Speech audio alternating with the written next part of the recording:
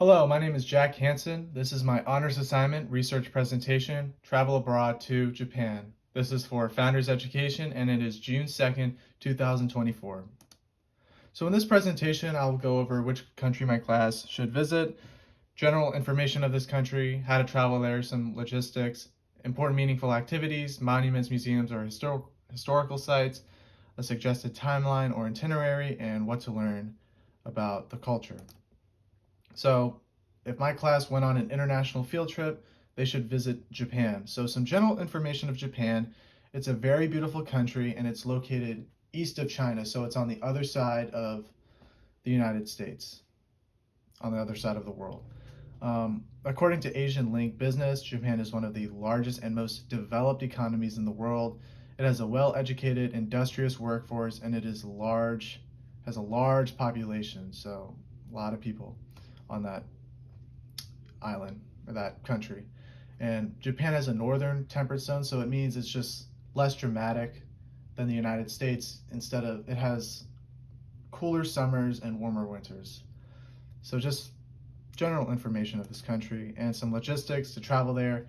The tickets are close to $2,000, which is pretty expensive, but you know, students should stay there for about 2 weeks, 14 days, give or take a couple days, but for two reasons. One, it's on the other side of the world, it's 12-hour time difference, and it's important to get your money's worth, so that's why it's good to stay there for that amount of time. And the end of March would be an ideal time to visit because according to cntraveler.com, it's always cheapest to travel during the off season, which would fall between mid-January and March. And March would be a good time to go in that time period because plants, spring's coming.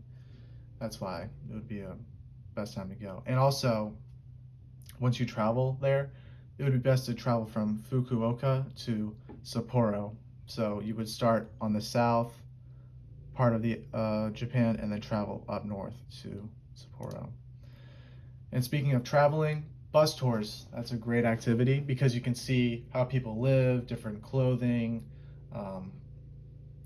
observe the infrastructure and the architecture and traffic patterns.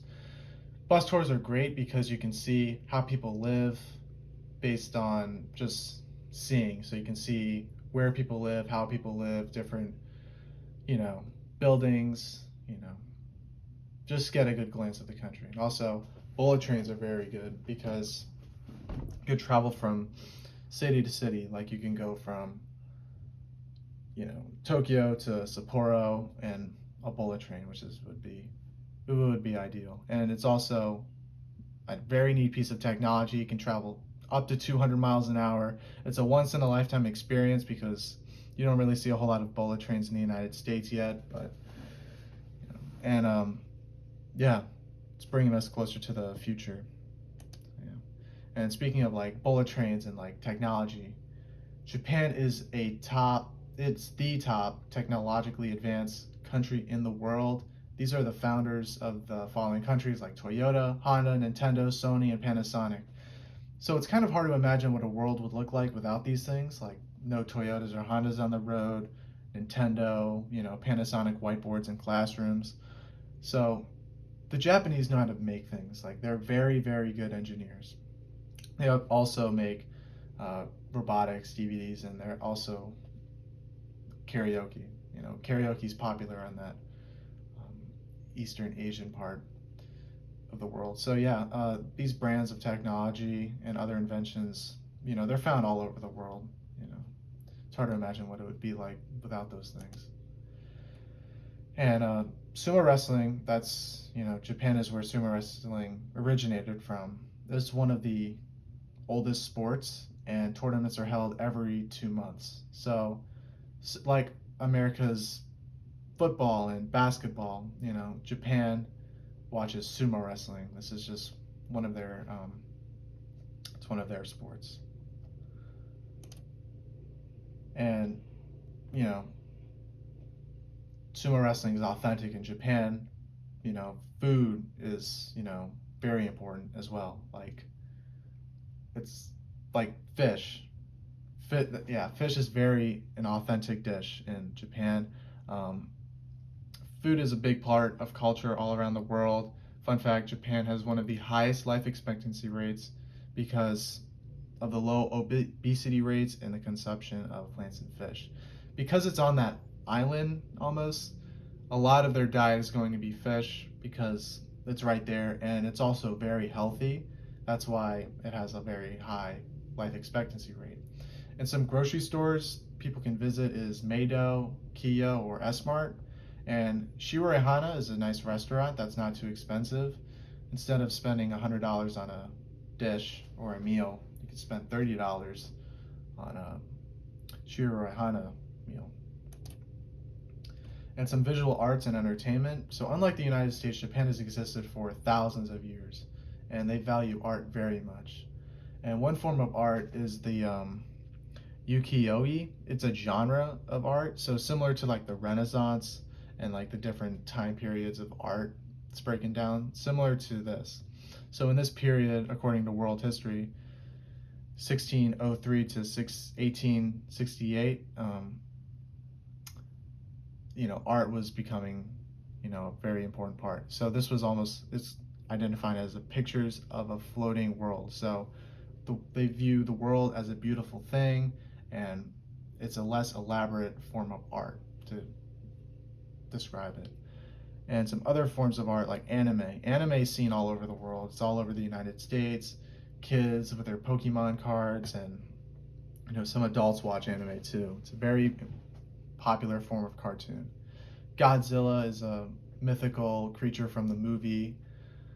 Origami, the folding of the paper to make art, and bonsai trees and calligraphy. So they really value art, like with the origami, the Pokemon or the anime. Like it's very they very like art.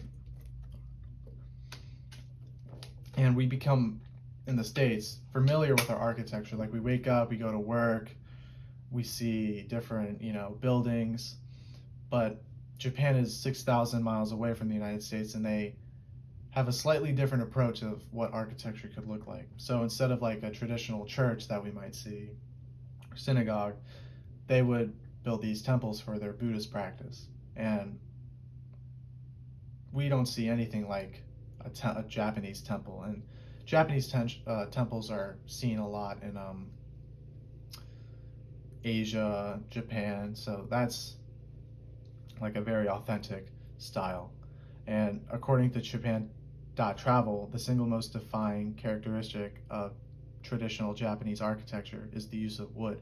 Because Japan is located on the Ring of Fire, which is an area where tectonic plates move, there's a lot of earthquakes and volcanoes. So if it's use of stone, it wouldn't support it as well as wood. Wood is a little bit more flexible. And this would be a very important part to visit in Japan, the Hiroshima Memorial. So Japan and the United States have had an interesting history. So we were both on different sides of World War II, and Japan attacked Pearl Harbor on December 7th, 1941. And towards the end of the war, we dropped two nuclear bombs. One of them landed in Hiroshima, and according to icanw.org, it killed an estimated 140,000 people in Hiroshima, which is a lot of people. And it's important to learn the history because there's always two sides of the story. The United States did this because of that, Japan attacked Pearl Harbor because of this. So it's good to get two sides of the story. And a timeline or an itinerary, the dates could be adjusted, but the end of March would be the best time to go because it's still considered the off season. So the first day would be from Philadelphia to Fukuoka, and settle there, just visit the Fukuoka Tower, eat breakfast, and then bullet train to Osaka and then settle there.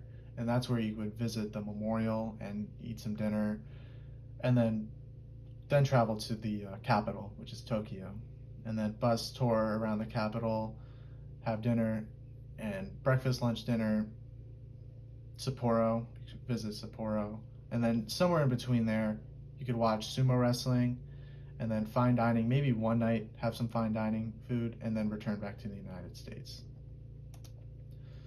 So after seeing the culture, riding bullet trains and tour buses, and visiting the Hiroshima Memorial, students have a better understanding of how people live at a different place of the world.